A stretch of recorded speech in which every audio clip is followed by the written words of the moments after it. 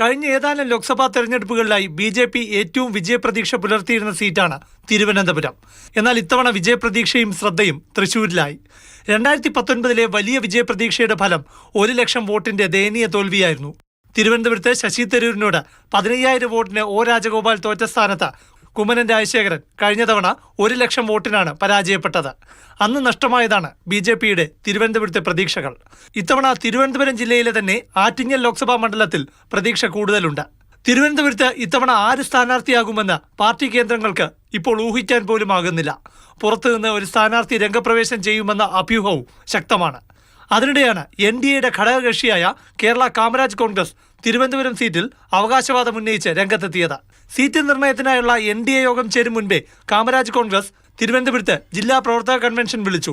NDA vice chairman Vishnupuram Chandrasekharan seat മോഹം ഉന്നയിച്ചു. അർഹതയ്ക്കുള്ള അംഗീകാരം എന്ന നിലയിൽ ഈ പാർലമെന്റ് സീറ്റ് ഘടകകക്ഷിയായ കാമരാജ് കോൺഗ്രസിന് തരാൻ തയ്യാറായാൽ ഞങ്ങളുടെ ശക്തി തെളിയിക്കും. തിരുവനന്തപുരത്തെ സ്ഥാനാർത്ഥി ചിത്രം തെളിയാത്ത BJPയിലെ സാഹചര്യമാണ് ഘടകകക്ഷിക്ക് അവകാശവാദം ഉന്നയിക്കാൻ പ്രേരണയായത്. കാമരാജ് കോൺഗ്രസിന്റെ നാടാർ സമുദായത്തിലുള്ള സ്വാധീനം മനസ്സിലാക്കിയാണ് ദേശീയ തലത്തിൽ NDAയിലെ 35ാമത്തെ കക്ഷിയാക്കിയതെന്ന് പാർട്ടി സ്വയം മാർക്കറ്റ് ചെയ്യുകയാണ്. ഈ മാസം 27-ന് പ്രധാനമന്ത്രി തിരുവനന്തപുരത്തെത്തുമ്പോൾ ശക്തി തെളിയിക്കാനുള്ള ഒരുക്കത്തിലാണ് കാമരാജ് കോൺഗ്രസ്. എന്തായാലും ഘടകകക്ഷി തന്നെ തിരുവനന്തപുരം സീറ്റിലുള്ള മോഹം പരസ്യമായി പ്രകടിപ്പിച്ചത് BJPയെ അസ്വസ്ഥമാക്കും. BJPക്ക് സീറ്റിലുള്ള മേൽക്കൈ നഷ്ടമായെന്ന് വോട്ടർമാരിൽ തോന്നൽ ജനിപ്പിക്കാൻ കഴിയുന്നതാണ് ഇത്തരം നീക്കങ്ങൾ. പ്രശാന്ത് കൃഷ്ണ, മാതൃഭൂമി ന്യൂസ്, തിരുവനന്തപുരം.